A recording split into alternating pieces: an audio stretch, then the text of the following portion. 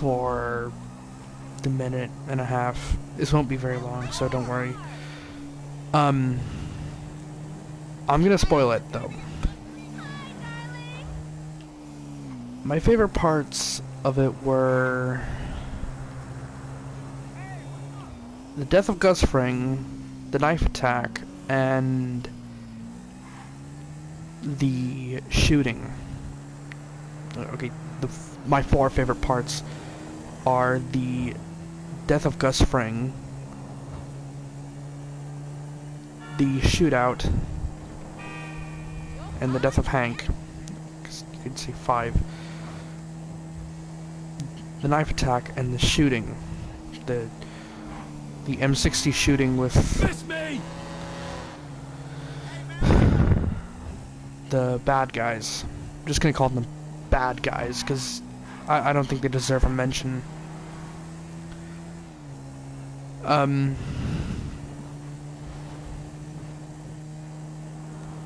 With Gus Fring, I don't think he was... I think he was smart enough to know that Walter White wanted to do it. But I don't know if he was smart enough to know if Walter White could. And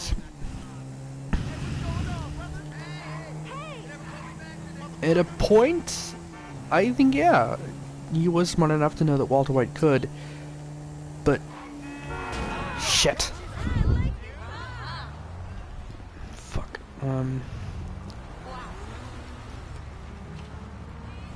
He knew he was going to be blown up.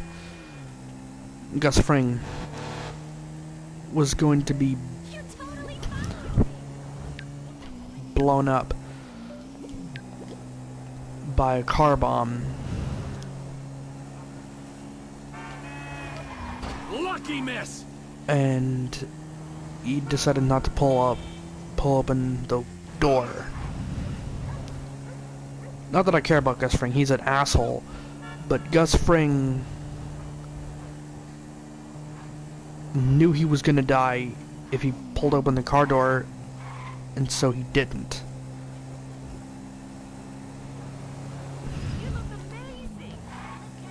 With his death, it kind of felt like, it was coming. It was coming to him. Like, you mess with Jesse, you get axed off the show. Like, if you mess with Walter White's hand in crime, partner in crime, you basically, that's a death sentence. It's no other way to put it. So, after messing with what was essentially Walter White's drug dealer, Walter White's partner in crime, Gus had basically put a nail in the coffin for himself, his final nail in the coffin, and said adios to the rest of the Breaking Bad universe.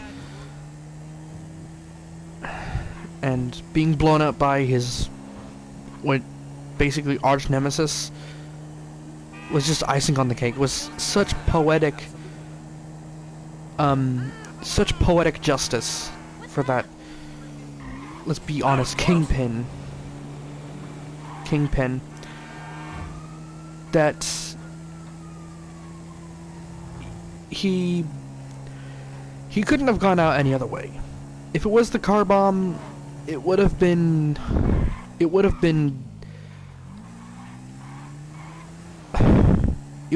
okay, but it wouldn't have been great. With the suicide bombing attack on Gus Fring, it was great. It was great in the sense that Gus Fring got his just desserts, and got them so poetically that he died to someone who hated him so much, he would literally end himself to kill someone he hated. Like, there are very, very few people who would do that. Like, end their own life to kill someone they hated, which is going to be a theme, I guess. A theme with two of these. The smartest things Walter White has done, which is one of them. Let's talk about the shooting. There's shootout.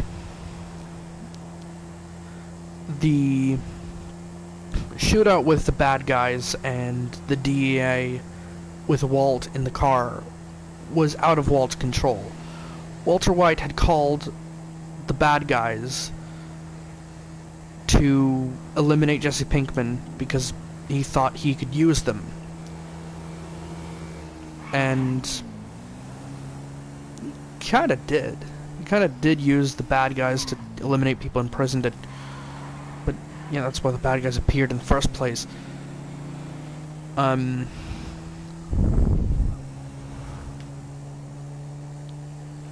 Anyway, the bad guys outnumber and outarm basically the DEA, Hank and Hank and the other guy, I don't know his name, and shoot him to death, basically. And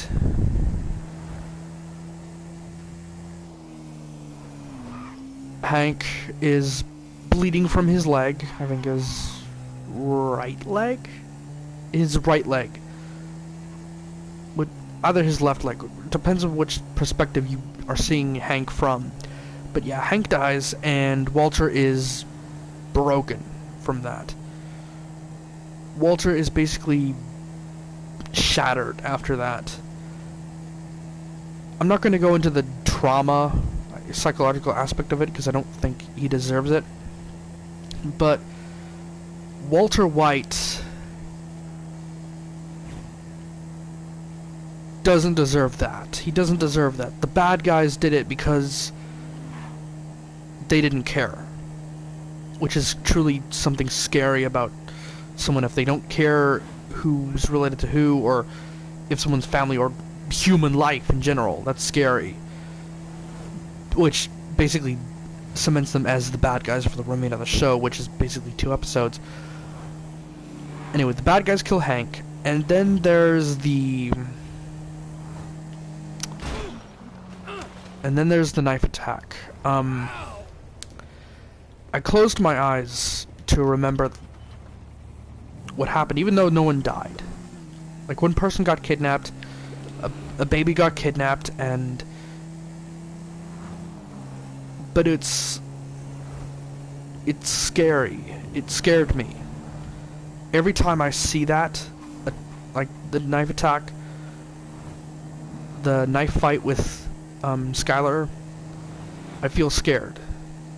Like, I don't know if I can be in a state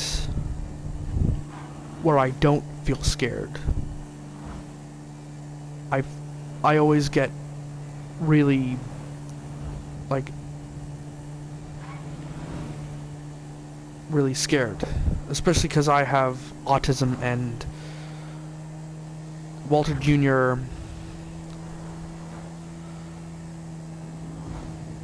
has, I think another mental disability condition.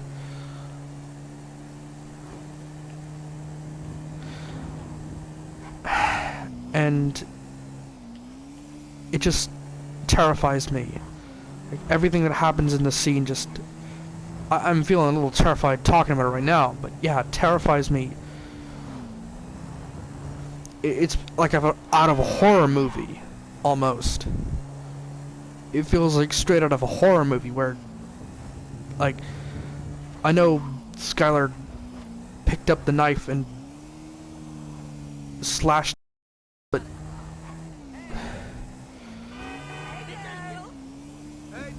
Walt was in no position to say... Walt is in no position to say he didn't see it coming. There was no reason for it. there was a reason for it. Skylar was lied to throughout the series. And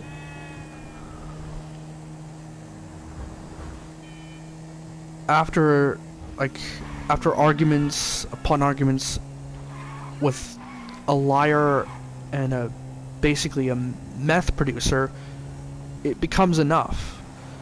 It's not justifying Skylar's actions, but it's putting them in context. That people stop running me over. God damn it.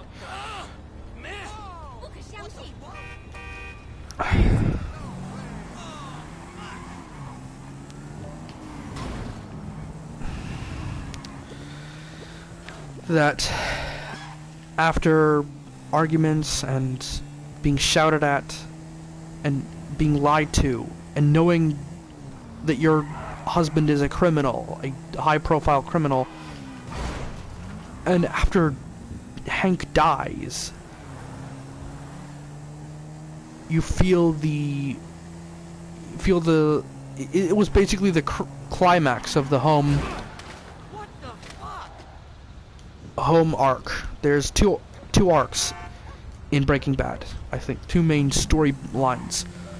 The home storyline and the criminal enterprise storyline. And in a way, this was Jack's fault, because Jack could have said, well, okay, I won't kill you. I'll let you go. Jack killed Hank.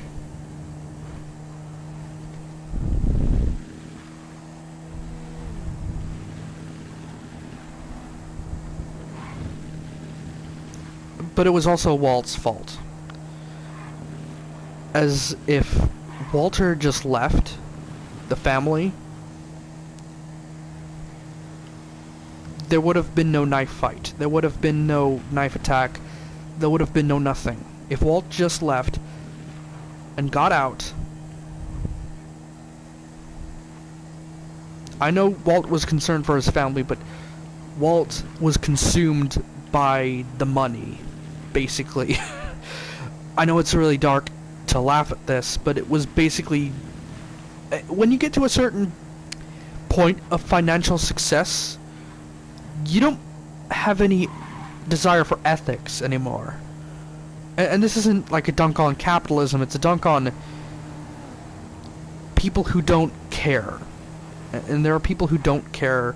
People who just care about the money, people who just care about the power, people who just care about the fame and success, especially in the criminal underworld.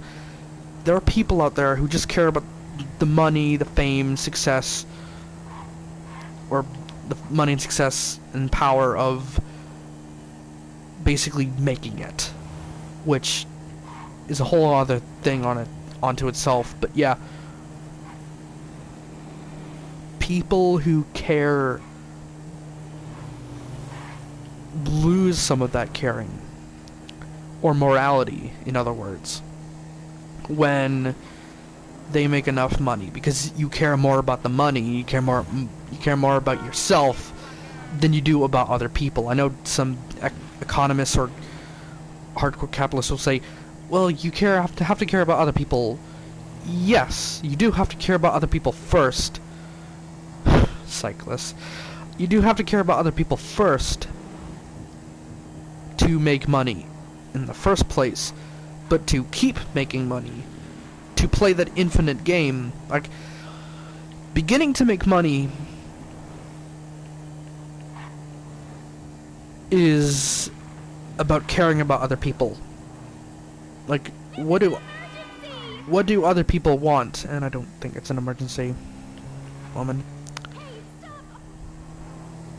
I think beginning to make money is something you have to is something you have to... It's something that requires the... Is something that requires your thoughts going to other people. Like, what do other people want? Do people want clothes? Do people want food? Do people want drinks? What do people want? If people are going to buy it, people have to want it first. It's basic economics 101. But in order for people to stay at the top, they have to care about themselves. Because people aren't going to stay at the top if they care about other people. That's, I think, psychology. It comes from psychology. You have to abandon not your entire morality, but some of your morality to stay at the top. You have to think about yourself and your company. And I'm going on. I know I'm going on a tangent here, but I know that's what Ironmonger or Obadiah Stane, Jeff Bridges, cared about. He didn't care about the morality of it. He cared about the company.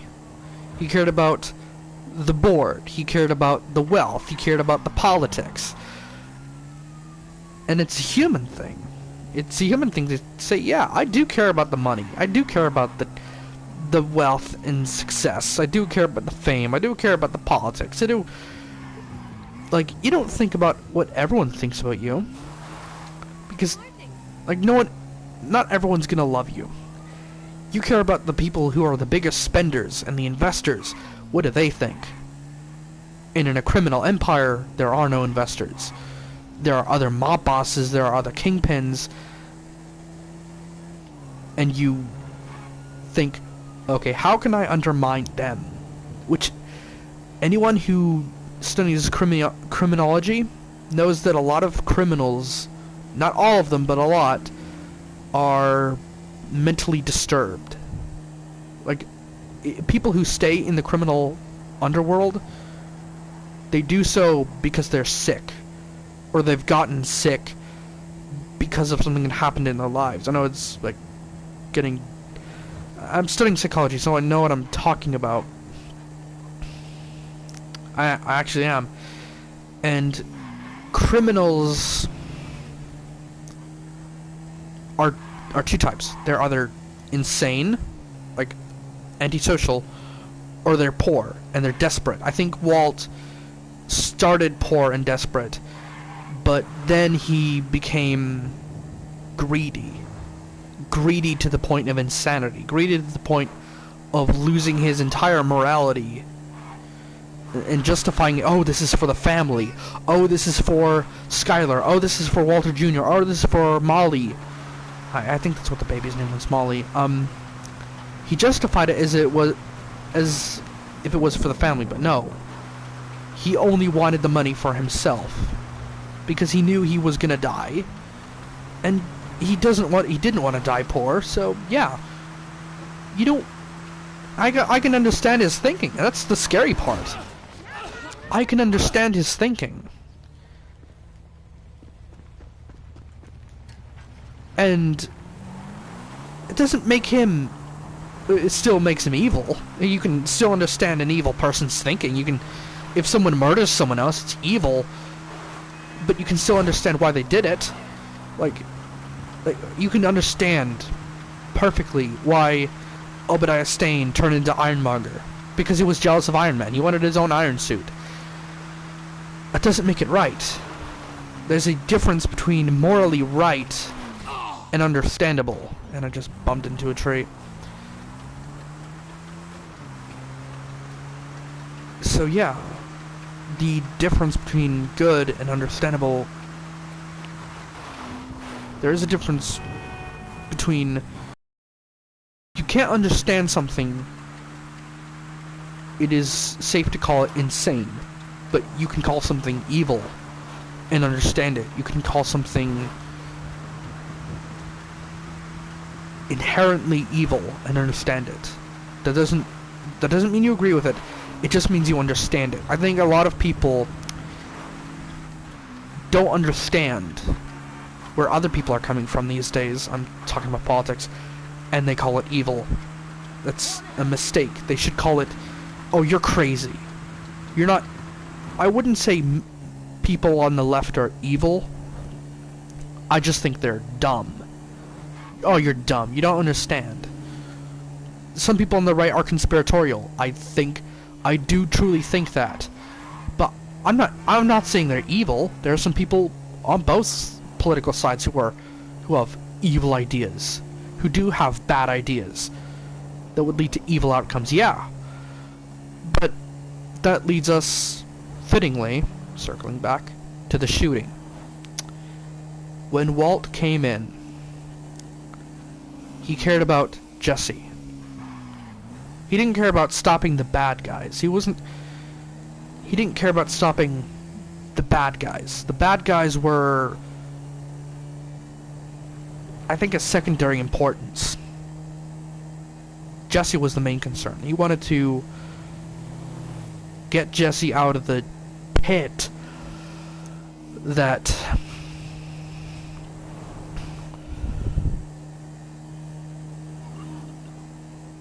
he was in. He was kidnapped and he wanted to get Jesse out. But the only way you could stop that is by stopping the bad guys, and he had a solution to the bad guys, or an answer to the bad guys. An M60 with a swirly thing, or get your mind out of the gutter.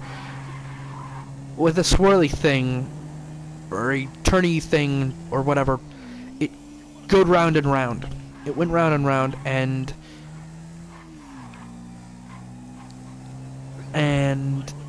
it basically shot up the bad guys like it was nobody's business. And it was awesome. It was awesome to see these horrible, I'm gonna say it, neo-Nazi fucks. These neo-Nazi fucking fucktards get what they fucking deserved. Basically, they had no redeeming qualities. They were basically cannon fodder at that point. Like, come on, come on, they killed Hank.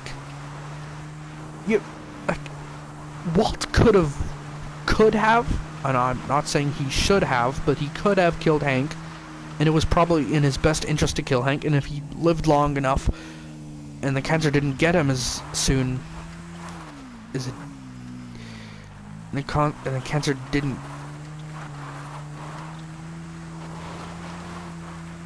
and the cancer didn't get him, or the bullet didn't get him, spoilers,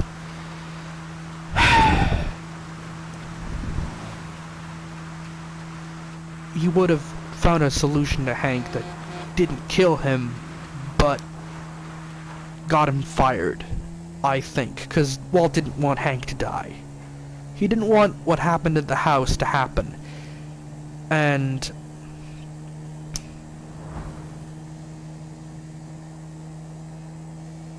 what happened to Walt was of course tragic. He got cancer. And I always joke, it's a sort of dark joke with my family that, oh, did he get cancer? He should have made meth. Which, yeah, it's an obsessive thing. I am obsessed with Breaking Bad and Kingdom of Crystal Skull both of them have crystals in it, huh? But I'm obsessed with both of those pieces of media, despite their quality, despite one's quality. I did love Breaking Bad, especially towards the end. The writing, the acting, even the baby was great. Because the baby was top notch.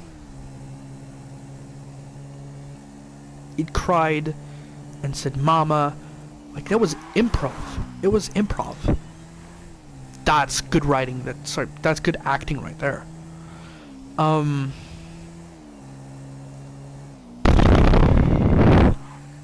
yeah. So if you were hoping for like a play-by-playthrough of Breaking Bad, my thoughts on Breaking Bad, I tried to do that with a song, with a parody of Make a Man Out of You from Mulan, but that just went nowhere. And I just thought this would be better, so yeah.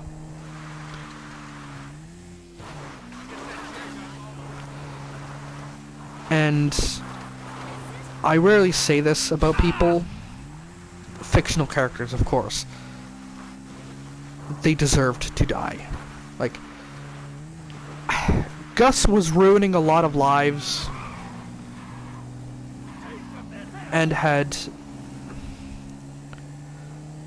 made tons and tons of meth, but so had Walter White, so I can't really throw stones whereas I've been living in a glass house. But the bad guys, the neo-Nazi fucktards, yeah, they kind of had it coming. No one feels bad for them. Anyway, that was my thoughts on Breaking Bad. Bye.